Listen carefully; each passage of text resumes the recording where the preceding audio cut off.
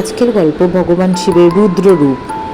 অনেককাল আগে দেবতা ও অসুরদের মধ্যে খুব ভয়াবহ যুদ্ধ শুরু হয়েছিল।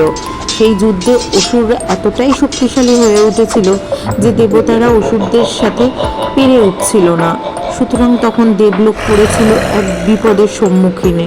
তখন সকল দেবতারা ঠিক করেন ভগবান শিবের ধ্যান করবেন এবং তারা সকলে মিলে সেই ধ্যান সম্পন্ন করলেন।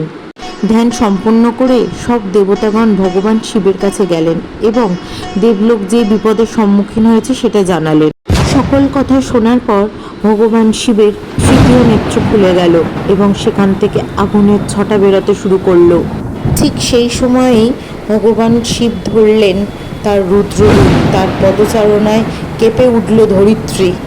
তার এই রুদ্ররূপে তিনি যুদ্ধক্ষেত্রে প্রবেশ করলেন এবং তার এই এক ত্রিশূলের আঘাতেই ভস্ম হলো শত শত অসুরগণ। ক্রোধে তার শরীর থেকে নির্গত হলো অগ্নি। চারিদিক ধ্বংসলীলায় মেতে গেল, চারিদিক হয়ে উঠল রক্তবর্ণ।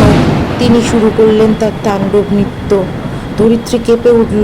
অবশেষে দেবী পার্বতীর আগমনে মহাদেব শিব শান্ত হলেন। সুরবিনাশের পর মহাদেব শান্ত হলেন এবং ফিরলেন কৈলাসে এবং নিমজ্জিত হলেন পুনরায় ধ্যানে। মহাদেব শিব শান্তির প্রতীক, কিন্তু অন্যায় হলে তিনি তার রুদ্র রূপ ধারণ করে বিশ্বকে রক্ষা করেন।